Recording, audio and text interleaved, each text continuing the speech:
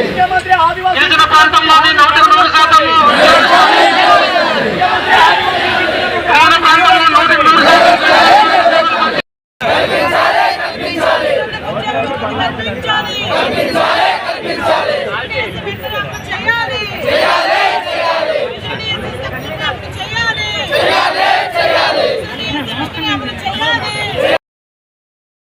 ఆదివాసీ special DSC నోటిఫికేషన్ను తక్షణమే అమలు చేయాలని డిమాండ్ చేస్తూ ఆదివాసీ స్పెషల్ డిఎస్సి సాధన కమిటీ ఆధ్వర్యంలో అల్లూరి సీతారామరాజు జిల్లా పాడేరులోని ఐటీడీఏ కార్యాలయం వద్ద నిరసనలు చేపట్టారు.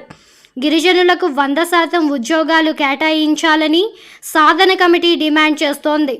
తమ సమస్యను తక్షణమే పరిష్కరించాలంటూ కమిటీ సభ్యులు ఐటీడీఏ గేటు వద్ద రోడ్డుపై బైఠాయించి రాస్తారోకో నిర్వహించారు. డిఎస్సి రిజర్వేషన్ కల్పించాలని గత 4-5 సంవత్సరాల కాలం నుంచి ఆదివాసీ సంఘాలు మేధావులందరూ డిమాండ్ చేస్తున్నారు. సుప్రీంకోర్టు జీవో నెంబర్ 3 రద్దు చేసిన తర్వాత రాష్ట్ర ప్రభుత్వం గిరిజన సలహా మండలిలో తీర్మానం చేసింది. గిరిజనులకు 100% ఉద్యోగం రిజర్వేషన్ ఇవ్వడం సాధ్యమే, ఇవ్వచ్చు అని చెప్పి గిరిజన సలహా మండలి తీర్మానం చేసి రాష్ట్ర ప్రభుత్వానికి పంపింది. రాష్ట్ర ప్రభుత్వం అడ్వకేట్ జనరల్ దగ్గర ఫైనల్ ఒపీనియన్ తీసుకుంటామని చెప్పి ఇప్పటి వరకు కాలయాపన చేశారు. అంటే గిరిజనులకు 100% రిజర్వేషన్ ఇచ్చే ప్రక్రియ కొనసాగుతున్నప్పుడు జనరల్ డిఎస్సి నోటిఫికేషన్ ఇచ్చి ఆదివాసులకు అన్యాయం చేయడం అనేది చాలా దారుణమైన విషయం. రాష్ట్ర ముఖ్యమంత్రి గారు పుట్టినరోజు కానుకగా ఈ రాష్ట్రంలో మెగా డిఎస్సి ప్రకటించారు. ఆ మెగా డిఎస్సిలో ఆదివాసులకు తీవ్రమైన అన్యాయం చేశారు.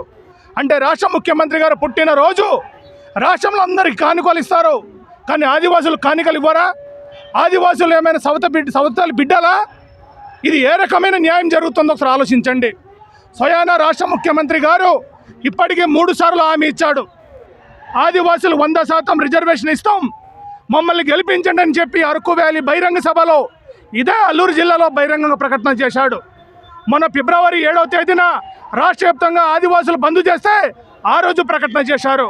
మరి ముఖ్యమంత్రి ప్రకటనలు ఈరోజు అమలు చేయకుండా ఆదివాసులకు అన్యాయం చేయడం ఎంతవరకు సబబని చెప్పి మేము డిఎస్సి సాధన కమిటీగా మేము ప్రశ్నిస్తున్నాం. అందుకే ఇప్పటికైనా రాష్ట్ర ప్రభుత్వం తక్షణమే ఏప్రిల్ 30 తేదీ నాటికి ఆదివాసీ ప్రాంతాల్లో మెగా డిఎస్సితో పాటు ఏజెన్సీ డిఎస్సి నిర్వహిస్తామని చెప్పి ప్రభుత్వంగానే ప్రకటన చేయకపోతే మే 2న రాష్ట్ర వ్యాప్తంగా జరుగుతున్న బంద్కి జరిగే పరిణామాలకి రాష్ట్ర ప్రభుత్వమే సంపూర్ణమైన బాధ్యత వహించాలని చెప్పి మేము ప్రభుత్వాన్ని హెచ్చరిక జారీ చేస్తున్నాం. ఈరోజు ఉద్యోగ సంఘాలు, విద్యార్థి సంఘాలు, మేధావులు, రాజకీయ పార్టీలు అందరూ ఏకమై ఆదివాసీ హక్కుల పరిరక్షణ కోసం, ఆదివాసీ రిజర్వేషన్ పరిరక్షణ కోసం ఈ జరుగుతున్న పోరాటం. కాబట్టి రాష్ట్ర ప్రభుత్వం నిజంగా ఆదివాసుల పట్ల చిత్తశుద్ధిగా వ్యవహరిస్తే తక్షణమే ఆదివాసులకి రిజర్వేషన్ కల్పిస్తూ తక్షణమే ఏజెన్సీ డిఎస్సి ప్రకటించాలని చెప్పి మేము డిమాండ్ చేస్తున్నాం.